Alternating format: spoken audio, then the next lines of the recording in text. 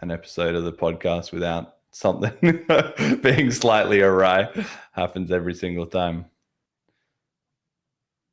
I can hear you, but it's pretty quiet. Okay. So we should, I didn't click anything else. The stream should still be up on the exact same links. Everything like, okay. I have honestly no idea what just happened. I disconnected the hardwired connection and I'm back online. Looks like we're still live. Yeah. Looks like we're still live. Sorry about that, viewers, listeners. All right. Well, let's crack on with it. You had maybe an update there for us with the Purely Peer, right? Yep. It just said, awesome, it's done. Finally. Wow. So we had a technical hitch there somehow, but that seems to be there now live. With apologies to the people on the island. I think Steve, no, Savage Rebel was saying, I was looking forward to spending the afternoon hunting for drops. So you can go now. On. Yeah. And it seems to have stopped raining as well, although there's not much daylight left, if you can see from the cam. Right. Okay. So, Jet, just to check at what point we went down, I think we've covered the wallet and how important the seeds are.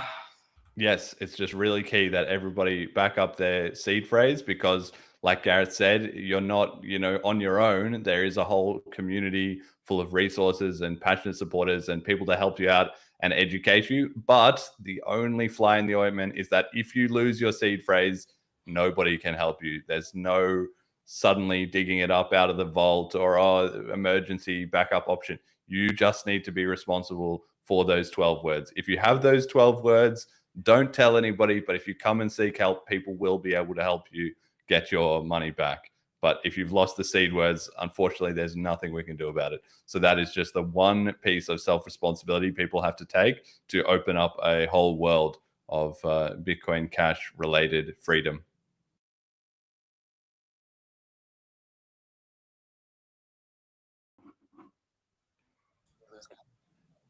I should be here. Yeah. So that's it. And then next up, we have, I believe, some interviews that you've done, right, Gareth? Absolutely. Yeah. Thank you for summarizing that, Jeremy. Okay. So next we have 2 interviews I recorded over the past few days, both with people who know a lot about helping and encouraging communities to start using Bitcoin Cash on the ground as money. So we'll go first to my conversation with Jomar Tagana, CEO of Paytaka. Here's how the conversation went. Thank you for joining me, Jomar. You're behind Paytaka Wallet, which is being used for everything from street purchases to online food delivery services in the Philippines. You're helping people think of the BCH in their wallets as something to use, not just to speculate on. So let me start with the personal side. What drives you to invest your time, money, everything so much in this work? And then what do you hear from merchants and customers? Why are they choosing BCH, Bitcoin Cash, over traditional payment methods? Okay, yeah. Thank you, Gareth, for having me in this interview. So what drives me? So the first question.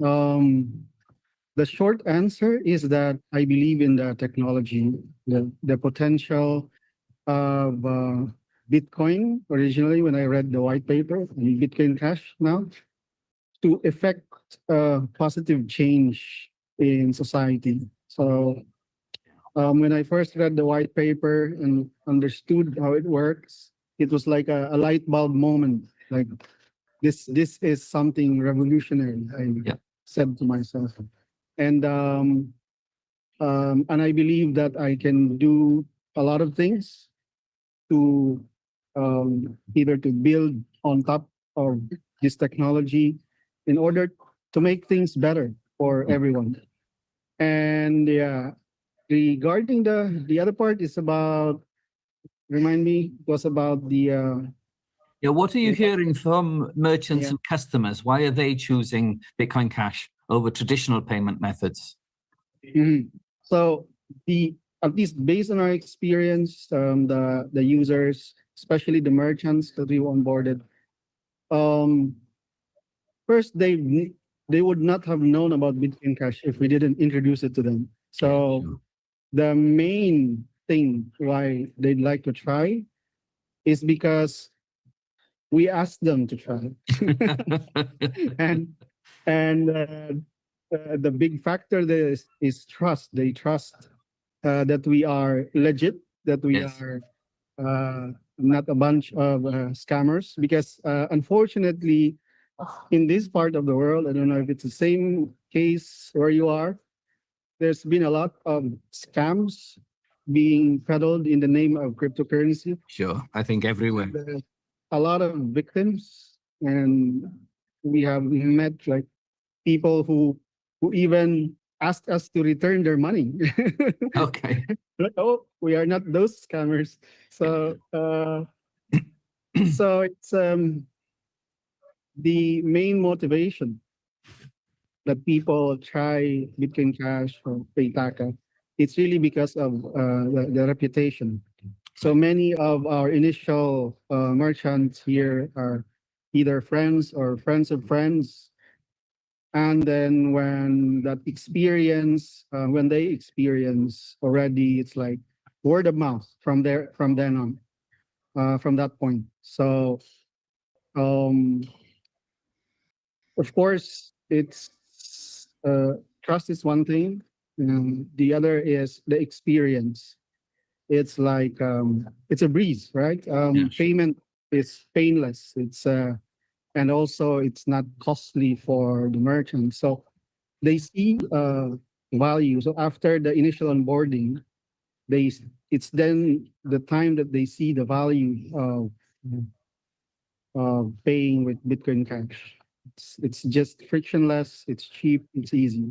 Excellent. Excellent. Thank you. So a concern that's often raised when it comes to cryptocurrency as money is price volatility, the flip side of speculation. So what's your experience of how customers and merchants actually deal with this fluctuation risk?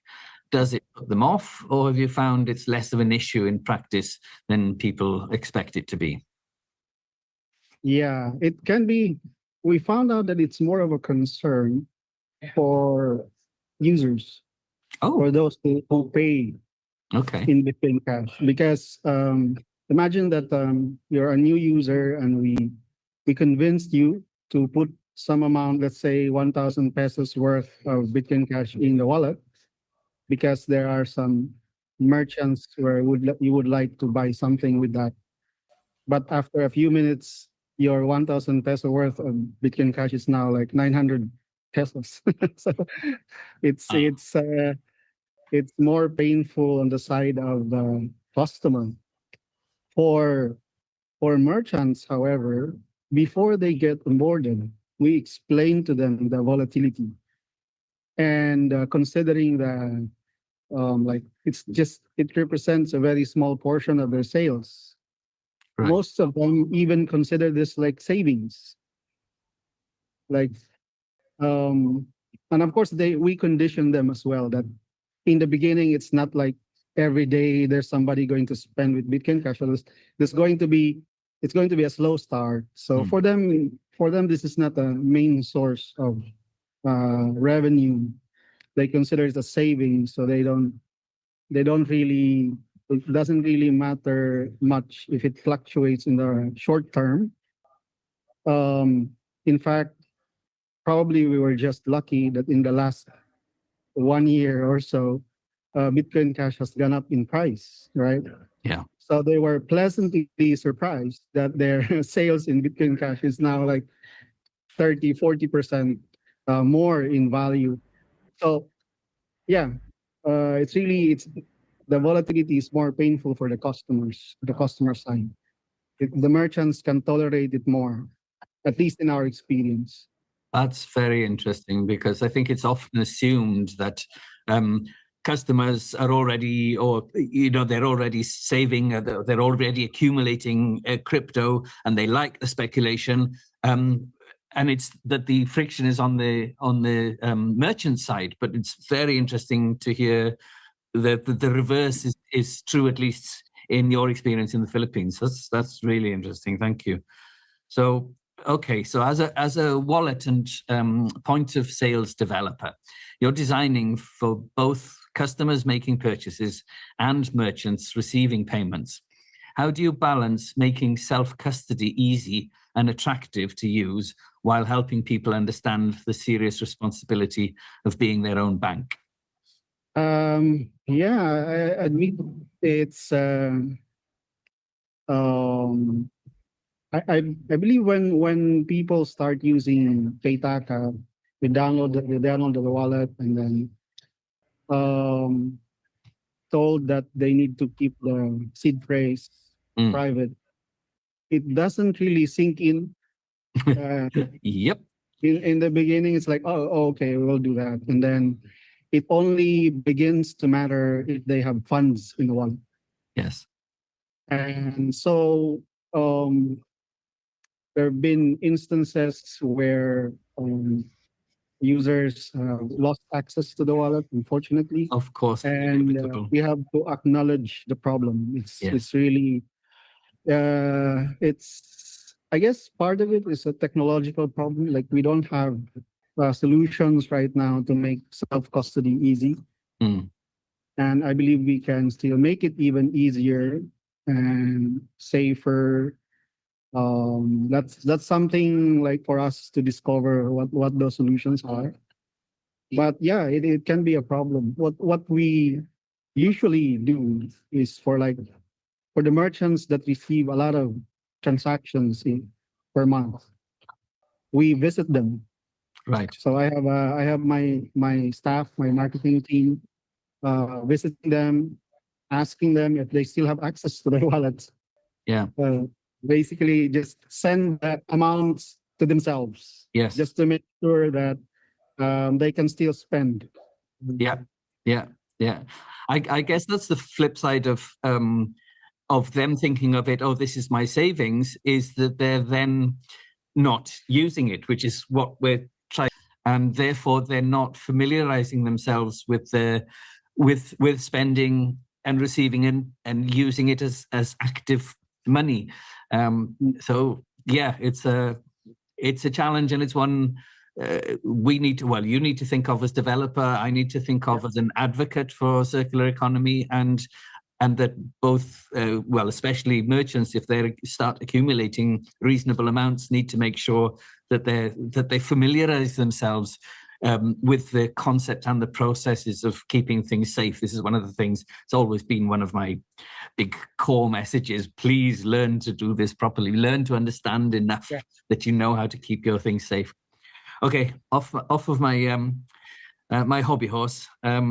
So yeah, getting back to the Isle of Man, because this interview and the live stream is dedicated to and is aimed at introducing these ideas. So on the Isle of Man, it has some interesting regulatory features. There's no capital gains tax, which is a big thing, and because that can be a friction for spenders in many jurisdictions.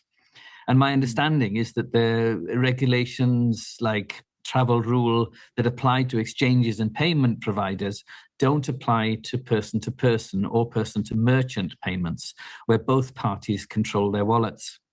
So how do you see this kind of regulatory environment affecting adoption? And what would you advise merchants here on the island who are considering accepting PCH? So in that case, it's clear regulations are saying, and that's good. I think that's a good thing because businesses need to be assured that they're not doing something illegal. Yeah. Or it's not gonna cost them to accept payments. So I think that's very supportive for merchant adoption efforts in your area. Yeah. And what would you do to encourage the merchants?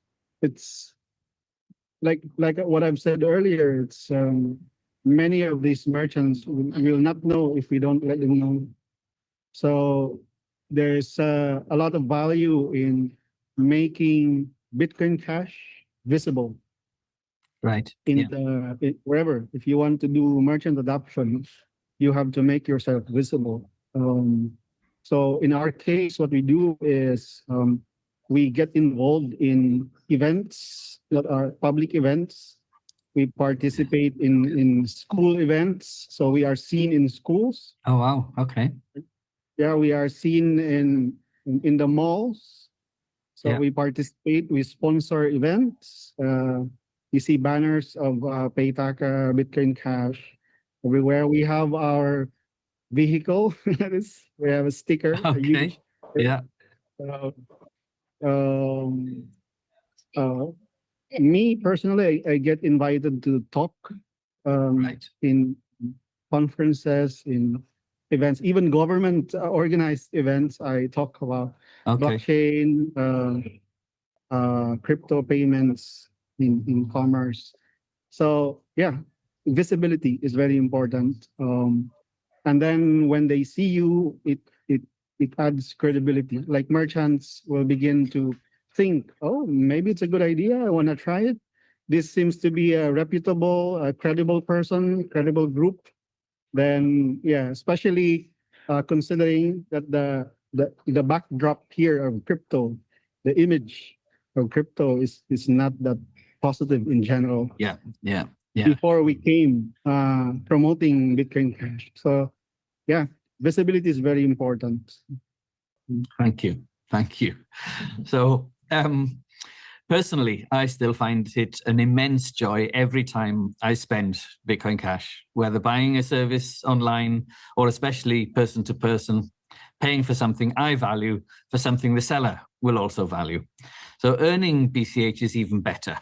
Part of my Isle of Man circular economy, probably the main driver initiative, is to spread the joy. Well, actually, it's so that other people also get what this is about and participate. So a final question, what would you say to someone on the island who's curious but hasn't taken their first step yet? What's the one thing you'd want them to know, to learn about, or to do this week to get involved maybe? Oh, what would I say?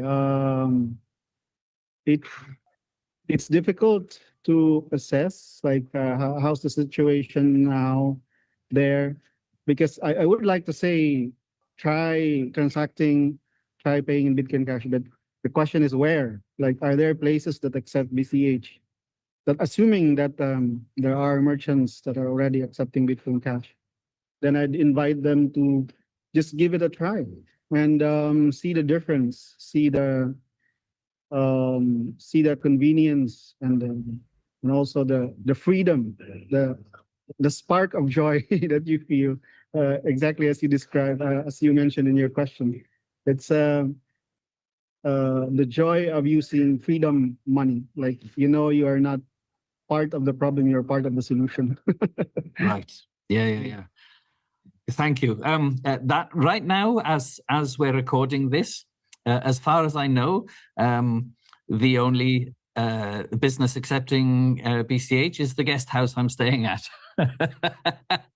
That's a start. But this is, but we got to start from somewhere, and this is Exactly. why I'm opening the center, and I'm going to be doing the rounds, talking to merchants, and in having it in the High Street in Peel in Michael Street will mean that people, whether merchants or people just interested, can just pop in anytime, and I'm more than happy always to talk about Bitcoin Cash. So before we wrap up, is there anything important we haven't covered that you'd like to mention? Anything you think people on the Isle of Man should know about using Bitcoin Cash as money? It's more about the work of spreading adoption of Bitcoin Cash. Okay. About more of a message for you, because I know you said you're into this, or you're planning to like spread Bitcoin Cash adoption in your place. There's been a lot of skepticism about how spreading Bitcoin Cash adoption is going to affect the usage of Bitcoin Cash in general. So Um, Perhaps because the results of previous efforts were discouraging. That some efforts in other places, like onboarding hundreds, thousands of merchants, and then after at some point they just all dropped off. Yeah. So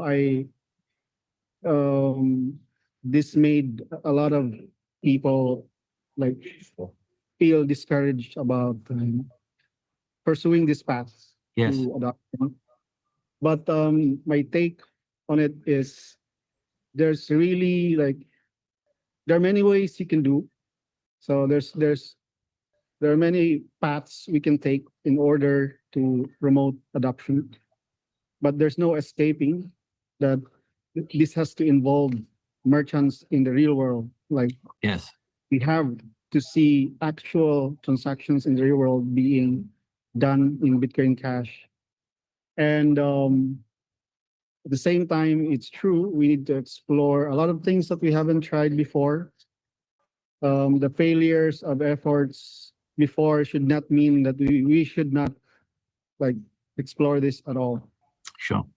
So there it's both social and like technological issues in there that we need to first we need to know what those issues are, and you really can't know if you don't immerse yourself in the work.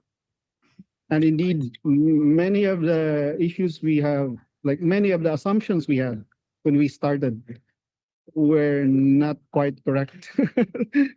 And we only learned this when we like Yeah.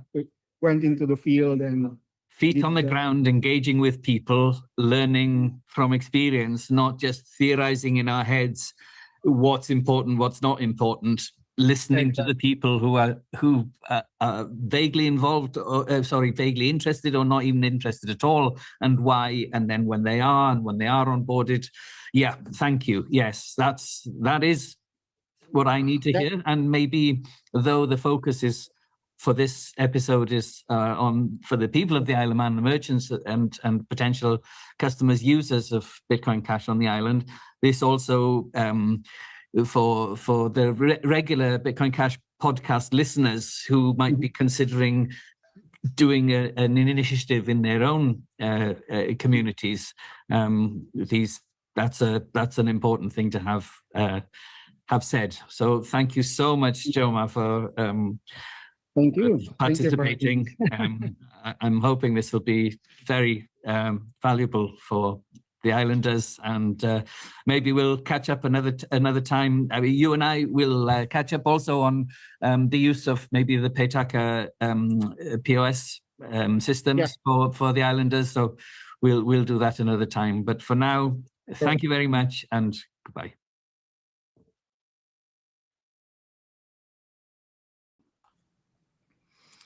So that was Joma Tagana. Great to talk to him.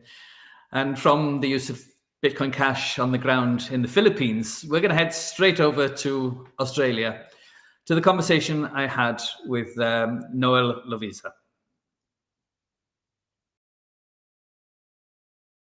Noel, thank you for joining me as the founder of Bitcoin Cash City in North Queensland, building a circular economy there. You're helping people think of the BCH in their wallets as something to use, not just to speculate on, building in real, on-the-ground adoption. Welcome, Noel. Thank you, Gareth. It's a pleasure to be here. So let me start with you personally. What is it about Bitcoin Cash, particularly for in-person purchases, that's kept you committed to this for so long? As anybody who's used Sound Money Bitcoin Cash, it's always never gets old that when you make a payment with Bitcoin Cash, it's reliable, it's very low cost, and very, very fast. So the user experience when you make a payment is that speed makes it really extend that user experience beyond what even PayWave or other payment methods can achieve. Great. And from this Townsville initiative, what feedback do you get from the people and businesses using BCH? Well, it's kind of future-proofing those businesses, using sound money. There's a general flight to more sounder money, in economies that experiencing high levels of inflation. Typically, there's some movement. So here, we don't have an inflation problem in Australia, but it's kind of nice to have, that option outside of the Australian dollar right now. So that's kind of one of the exciting aspects of these merchants. The other is, of course, they make more money. There's no bank fees. It's electronic cash. So merchants that are like in the hospitality sector, where they're only making 10 or 15% margins, a 3% bank fee, that's gobbling up 30% of their margins. Potentially. So, that aspect is not to be trifled with. Good user experience and just more efficient money, really. Great. A concern that's often raised when it comes to cryptocurrency as money is price volatility, the flip side of speculation. What's your experience of how customers and merchants actually deal with this fluctuation risk? Is it really an issue in practice? Yeah, look, that's a really important question, and the answer is actually a little bit unexpected. We have many, hundreds of merchants in the city, and the general feeling in the community even is that they're not being onboarded fast enough because they're afraid of volatility or the like. In my experience, these merchants they don't have any problem with volatility. It's when they're being onboarded, it's more that it's the fear of the unknown, and oftentimes the volatility is kind of being bolted, lumped in with that. But when these merchants get going, the volatility is certainly not a problem. One example is that one of the merchants came to me, and when I mentioned the idea of volatility, is it a problem for him? He said, "Look, I sell a $5 coffee for Bitcoin Cash, and it cost me $3 to create that coffee." So he's got a 40% margin where he's basically buying $5 worth of Bitcoin Cash for $3. And that 40% margin gives him enormous latitude. Like, there's no pressure to offload that Bitcoin Cash. And he can take his time, and the price can drop 40% before he's upside down on that transaction. So the merchants have many mechanisms at their disposal to deal with volatility, and their main focus is just using Bitcoin Cash as a medium of exchange. So volatility only comes into it when you're an investor. So these merchants make the same amount of money, whatever the price. So that leads to a very interesting outcome. When the price does drop, let's say, we don't lose any merchants. They're still making the same amount of money. Okay. Whereas coins that are more just store of value, you've got margin calls, you've got investors that are being harvested. You're culling those investors. We survive. The price could collapse to practically zero, and the economy still runs. Great. Well, I'm looking at the map behind you, and the massive merchants that you have accepting Bitcoin Cash in Townsville. Many places have tried to kickstart on the ground cryptocurrency adoption, including here on the Isle of Man, but most have floundered after the initial enthusiasm. Clearly, there's a nurturing period required. But are you seeing signs of a tipping point in Townsville where it starts to gain momentum of its own?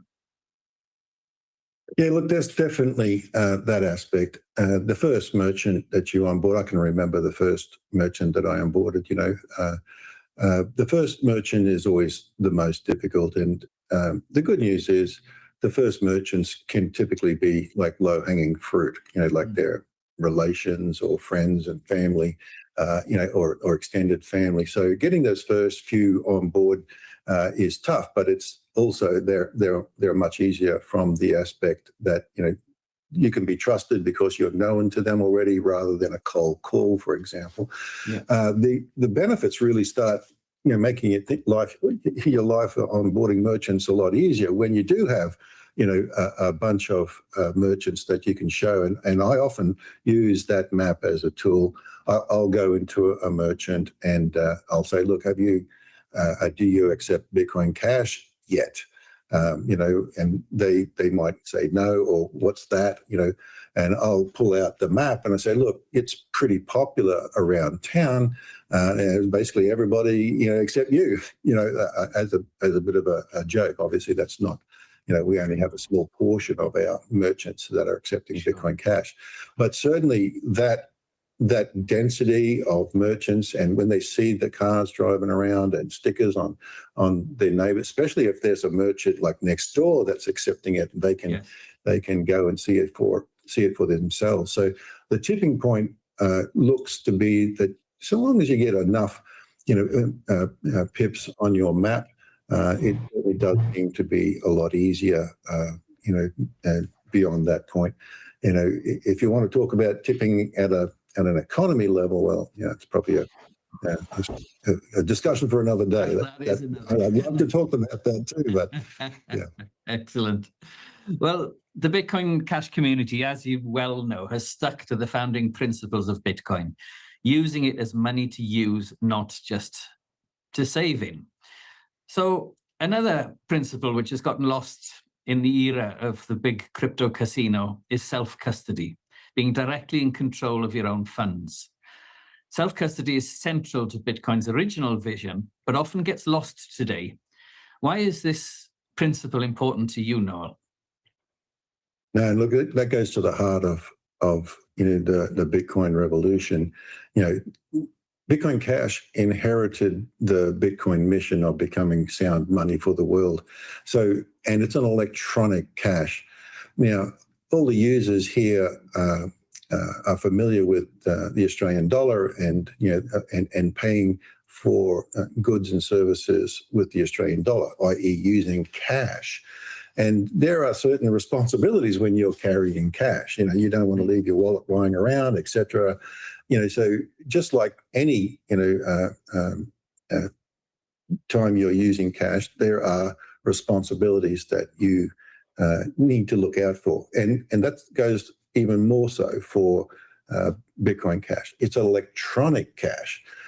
There is no intermediary. It's me to the merchant, and it's way more secure because of the elliptic curve cryptography and the way the system is structured compared to cash. So long as when you onboard a person or a merchant, you just follow some simple rules. Look, here's a wallet that's reputable, that I stand by. It's made by this guy. He now lives in London. He's an Australian. And, once they got the wallet, I'm certain, look, your coins aren't actually stored in the wallet. They're actually stored in the blockchain. The wallet only allows you to spend them. So it's really, really important for you to back up your wallet. And I usually regale them with a story where I paid a contractor $3,000 to do a job, and the next day he was driving down the main street of Bali on a moped, and his iPhone popped out of his back pocket, never to be seen again. And today, that $3,000, well, it's probably $30,000, is still on the blockchain. It'll be there forever. So that's a really good story to impart the idea that it's your responsibility. You're your own bank now, and just a couple of simple things. Storing your private key, your keywords in a safe place, and even if you're into investing, giving them the heads up on paper wallets, which are just fabulous. You can trust paper. They're really great.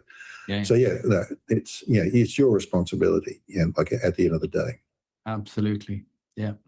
So from your experience working with merchants in Townsville, what's the biggest obstacles they face with self-custody, and how do you help them address it? Yeah, self-custody. The biggest obstacles, I would, here we kind of make sure that every merchant isn't using like a payment provider. They're just using a wallet, or they're using a cash register app. So we try to have merchants avoid using payment processors. Payment processors are incentivized to use 100 different cryptos that nobody ever uses except Bitcoin Cash. So by just cutting to the chase, we're just not going there. But to extend that further, that extends to things like exchanges. We don't want merchants here using exchanges because they're incentivized in the same way. I would much prefer to have a circular economy and have locals be underwriting or purchasing coins off a merchant. So self-custody is very important, and it's more so important here because we try to avoid things like payment providers and exchanges, and we've been very good at it. I do not know of a single merchant in the Bitcoin Cash City that uses a payment processor for processing their Bitcoin Cash. That's impressive.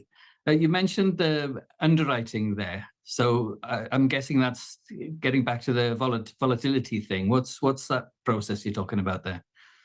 Well, in avoiding exchanges, underwriting is a really powerful tool that we use here, and underwriting takes many forms.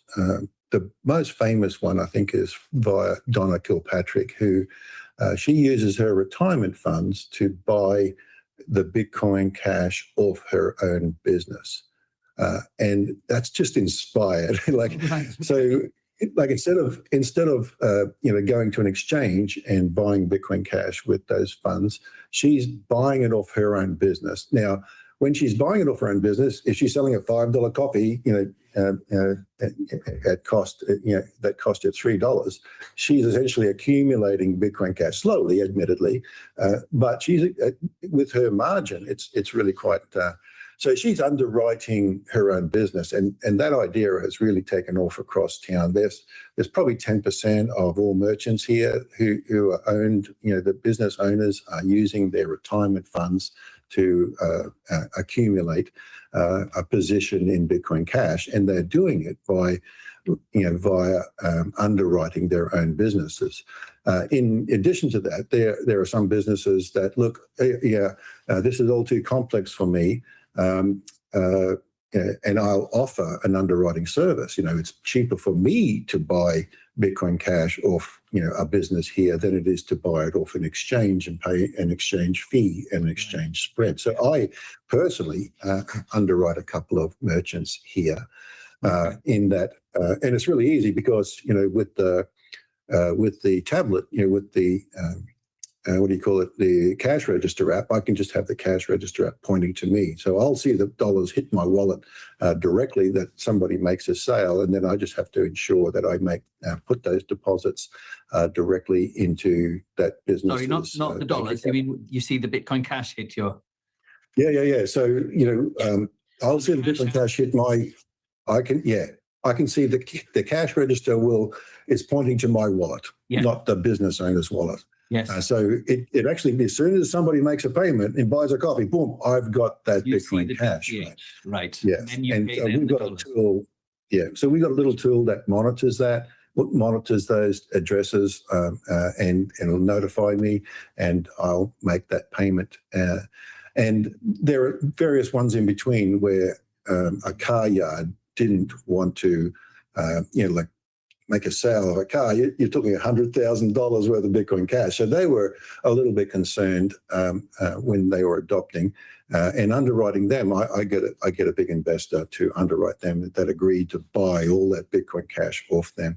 So it really helps circulation. It keeps the coins in the city, and a very powerful tool, especially when considering that your retirement funds can be buying that Bitcoin Cash off your business. But we've got the owners buying it off their businesses and other business people buying it off other businesses. And, it's just a really powerful mechanism to keep those coins local and manage the risk here. Great. Great. So getting back to just the transactions themselves, for me, every Bitcoin Cash transaction still brings genuine satisfaction. There's something special about exchanging value directly with another person who appreciates what you're offering them. And when you can earn BCH for your work or products, that completes the circle. That's what I'm wanting to see, whether this is something the Isle of Man people and businesses will embrace. So if you were speaking directly to a Manx business owner or resident who's intrigued but hesitant maybe, what's the first small step you'd encourage them to take? Apart, of course, from going out and picking up one of the purely peer cash drops today. Yeah, no, that's a great mechanism too. Yeah, look, when you're selling a product, if you can get the product in the customer's hands, the rule is that they're half sold already if they're actually touching and feeling it. So a really powerful capability that Bitcoin Cash has that, like, Bitcoin is lost, is, all right, getting you to download a wallet and tipping you a small amount of coffee.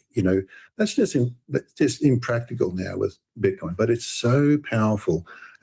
Every person that has used Bitcoin Cash can remember the first time they received 5 cents into their wallet. In my case, it was Gavin and Dressen's faucet, where I could just send my public address and it would depart. It was such a thrill using that Shillback wallet that generated like a cash drop sound, and I had the coin drop when this 5 cents turned up. Which today I'd hate to think what how many of those that many Bitcoin is worth today. But that getting it into the recipient's hands, getting him to download the wallet and tipping them in, and I've timed it. I can get you from not knowing anything about Bitcoin Cash to going to the App Store, downloading, like in the example I'm giving, it's the Celine wallet, and paying you a tip cleared on your phone is 45 seconds. I can do that in 45 seconds. That's it's simple and effective, look, that's a very powerful aspect. And normally, if I'm in the process of onboarding a merchant, I will go on to say that now what you have right there is nothing more sophisticated than any of these other merchants are using across town. Right, yeah. And it just, the whole thing is just so simple. That's simple. So look, that's really powerful. I can't, and nobody can follow us down here because our fees are like less than a penny. It's incredible. It's such a powerful tool. Is just getting that person to download the wallet and tipping them up. You say about the sub-minute experience. Just a few days ago, Terry's Taters here in Douglas, Rachel there. That's what I did. A little tip, and within a minute, and she was like, "Oh wow, this is that easy." And it is shocking. They are surprised. Yeah, and it is so simple. Yeah, and I like the way that like Celine actually has that like the recipient QR code on its homepage. Like, it's just so fast. And one other comment I'll typically make there is when I make send the tip and it clears, and I said, you could be in Canada and it'd be that fast. When we're here in Australia, so you could use the same kind of. You could be in Australia when you're in the Isle of Man, and it'll be that fast. It is. It's and just on that point before I let you go ahead. That's a great trick that Roger Veer, when we do a meetup here, and we get him on as a guest in the past, he's gotten a new user to hold up their wallet to the camera, and he will buy them a beer from St. Kitts. Right, yes. It's just amazing. It's just mind blowing. It is a very powerful tool that you've got. Sure. So before we wrap up, is there anything important we haven't covered that you'd like to mention? Anything you think the people on the Isle of Man should know about using Bitcoin Cash as money? Oh, okay. Yeah, there's I think the probably the most important is that Bitcoin Cash doesn't have any central authority, no government, no company, no individual that controls it. It's you and I, the people that control it. And that's a huge, huge benefit, right? But there is also, huge responsibilities. It's now our responsibility to market it, for example. There's no marketing budget. If I'm going to put these billboards out there, that's, it's just me doing a community service. It's not me drawing on funds from the community somewhere. So it's important to and I think it's a good thing that you impart the idea that that responsibility for marketing it is as part of the deal, and it's an important part. We got to use it, or it rests with the community. Yeah, fabulous. Oh man, thank you so much, Noel, for your thoughts on this. I'm hoping that'll really give some food for thought to people here. Thank you. Thanks, Gareth. No, it was absolute honor. I love talking about this stuff. Thank you, sir.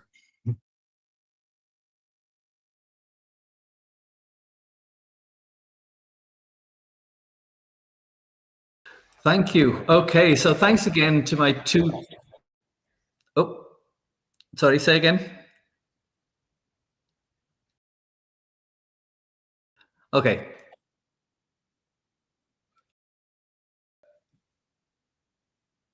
I'm on my own. Well, do you want to take the YouTube down for me then? And we'll have, if we can, the social slide for Joma and Noel, because I just wanted to say thanks again to my two guests there on the two pre-recorded interviews with Joma Tagana of Paytaka and Noel Levisa of Bitcoin Cash City. And you can find them on those on the screen now.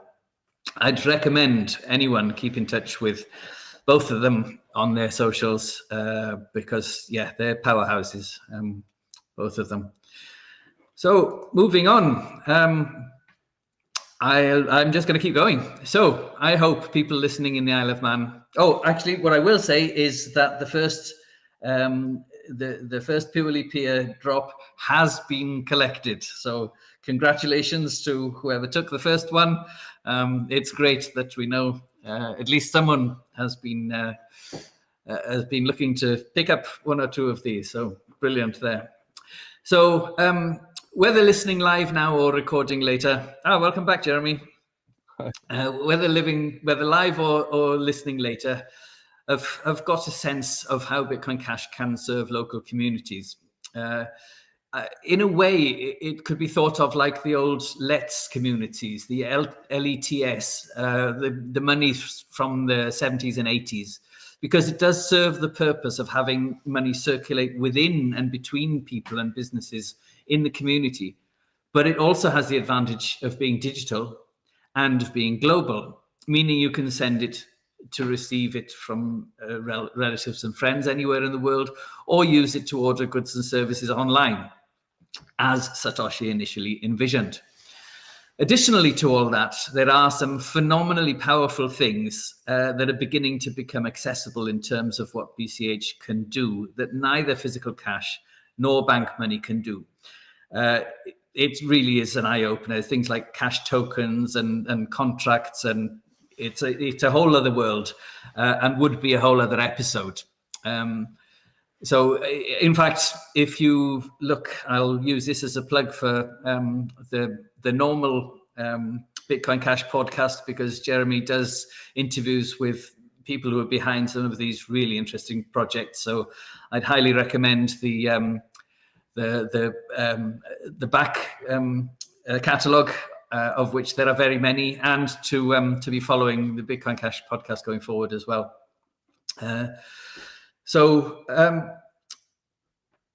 But as Noel says, just getting back to the basics, the fundamental and most powerful use case for cryptocurrency is as peer-to-peer digital cash. And Bitcoin Cash, as far as I'm concerned, is simply perfect for that. So before we wind up, would you, Jeremy, like to go through some of the resources listeners could go to explore further beyond the Bitcoin Cash podcasts. Yes, absolutely. So, of course, we have the Bitcoin Cash podcast and loads of information there for everybody to check out with the whole history, wallets, FAQs, basically everything you need. But of course, you might want to do some further research. So we also have a recommended page that you can look up, which links to lots of other information and sources from the Bitcoin Cash community, including the social media. So you can check out Telegram groups, you can check out prominent Twitter accounts, and you can follow the community as a whole. There's also other great sites like minisatoshi.cash, bch.education, ybitcoincash.com, and bitcoiniscash.org that we recommend you check out as well, and they will help you get linked into everything that's going on in the community. So they're definitely some good starting points, and then you'll discover more from there. Great. And additionally, for the islanders, now that I've just since yesterday got the keys to the shop on Michael Street, I won't be here all the time to start with, but whenever I'm here, whenever it's open, do please feel free to call in for a cuppa. No kettle yet, but I'll get there. As you may have guessed from today, it's something I'm always happy to talk about at great length. So your challenge might be to get out of the door. To close, Jeremy and Jet, do you have anything further you'd like to say to our listeners on the Isle of Man? First, Jet, maybe.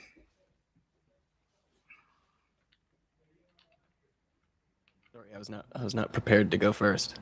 Sorry.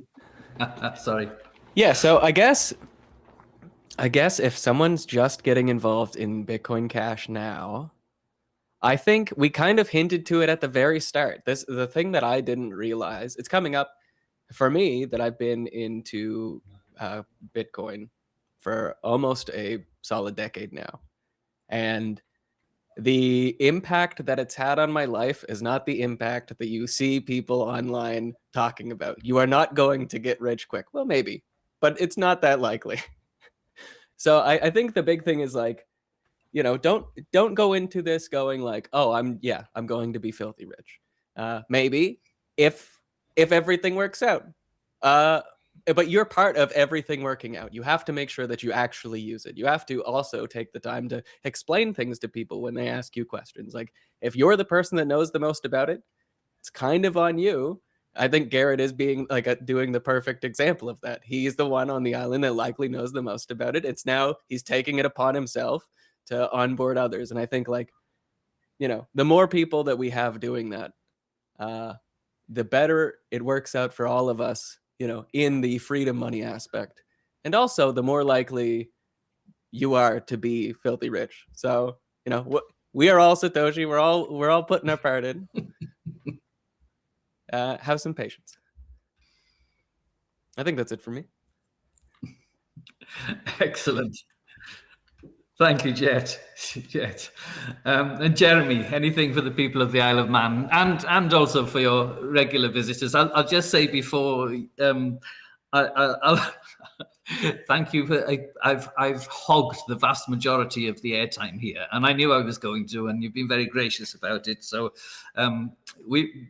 feel free to expand on whatever you would like to. It's your show after all. Well, there's hundreds of episodes of me talking about BCH, so there's certainly no shortage of that. And I always love elevating other community members into the public visibility. That's one of the reasons that I started this channel, was that cryptocurrency is something that people often find very confusing or strange. It's technology, it's new, it changes very fast. A lot of people get themselves way too deep into the financial aspect, and they're not prepared for exactly what that means. It's volatile.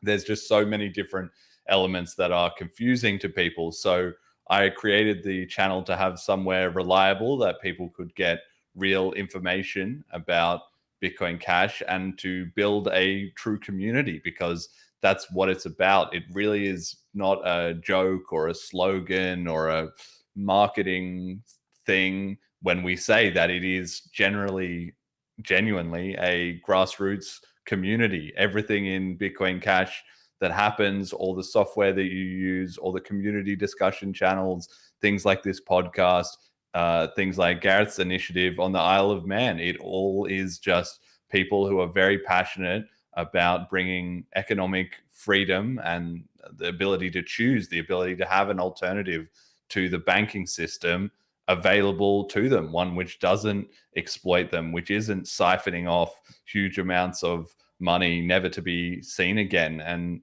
in many ways, we live in a world, especially in the modern era, which is very corrupt and very controlled. And Bitcoin Cash is one of the small little areas of resistance where people can find an alternative. So it does have a very high-minded ideal and a very noble purpose, but at the same time, it is an organic grassroots community. So you don't need to be scared or frightened of it. Just go and have a cup of tea with Gareth and have a chat to him about it. He's not going to push you into anything you're not interested in getting involved in. He's just there to help give you some education and some insight. So if it's something you're interested in, just see if you like it.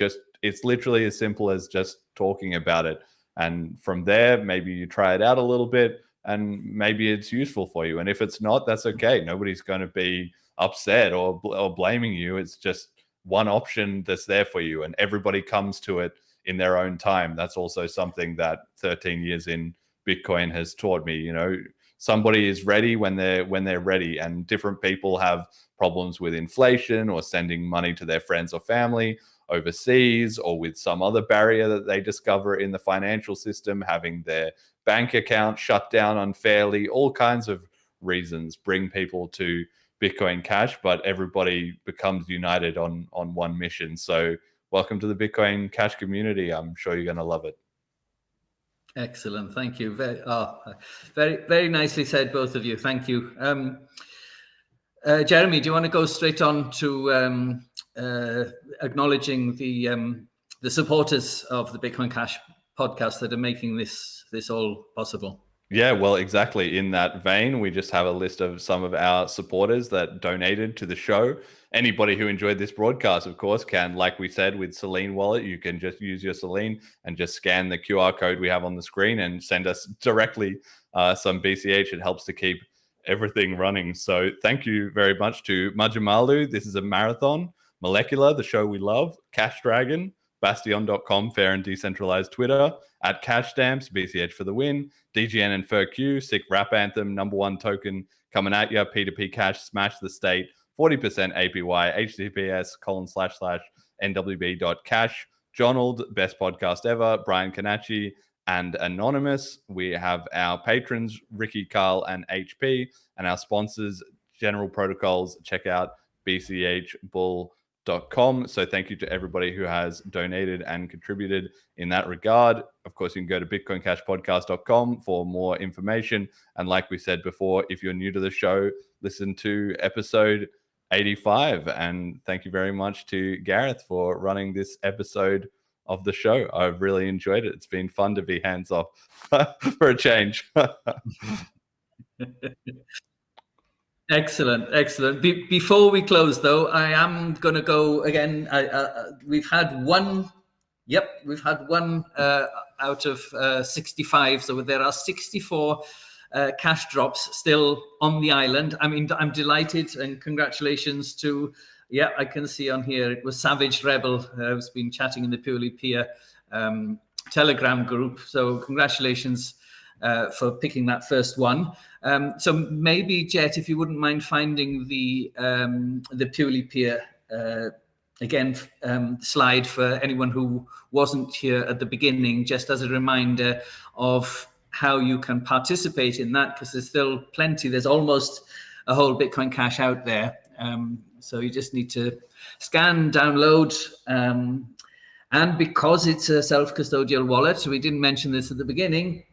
Also, as soon as you start getting any Bitcoin Cash on there, make sure you go and you take down your seed words and put them somewhere safe. because it's a peer-to-peer wallet as everyone else. So all that remains, I think, for me to thank first Jeremy and Jet, both of you, really, for offering this episode as a prize in the Bliss conference last year. I'm so happy I won it, and that in winning it, that you both enabled me to do this Bitcoin Cash introduction for the people of the Isle of Man. I'll also thank the regular Bitcoin Cash listeners, Bitcoin Cash podcast listeners, for indulging me in this frankly self-indulgent, in large part monologue of what I wanted to talk about. So I hope you found enough in it for you, even if a lot of it was basic introductory stuff. And finally, I'll thank the people of the Isle of Man, who have so far welcomed me so warmly since landing here in December, coming in on that morning ferry. People on the island I've known from decades ago, from the Manx music and dancing scene, and those who may be listening whom I have yet to meet and hope to meet soon. So thank you and goodbye from beautiful Peel, the Isle of Man.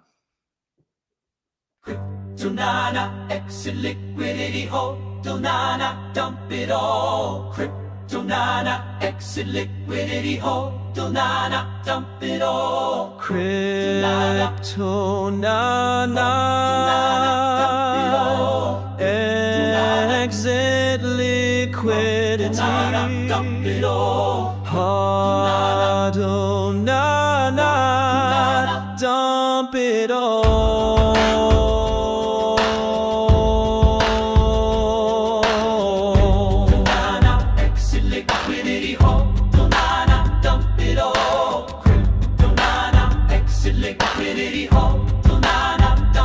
From the day we arrive on the blockchain and blinking step into the trade, there's more to lose than can never be won, more to dump than can never be saved. Influencers, tweets, and the noobs all follow, buying high, selling low, what a game. But the boomers know, and Sailor, he knows that the dump is coming. It's all the same. It's the circle of exit liquidity,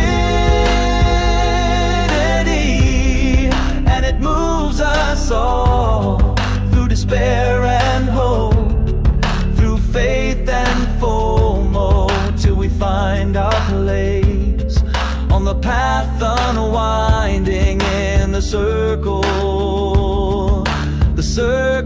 of exit liquidity.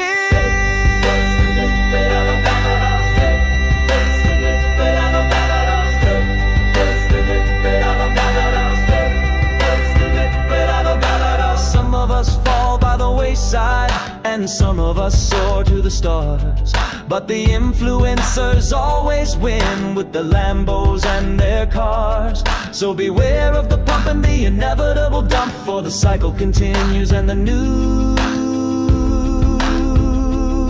get wrecked. Kryptonana, exit liquidity, hodl-nana, dump it all. Kryptonana, exit liquidity, hodl-nana, dump it all. Kryptonana, exit liquidity, dump it all. hodl-nana, dump it all.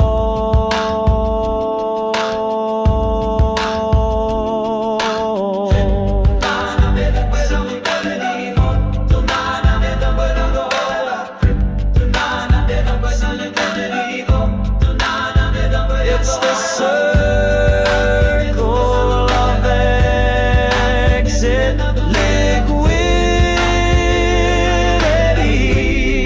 and it moves us all through despair and hope, through faith and FOMO, till we find our place on the path unwinding in the circle of exit.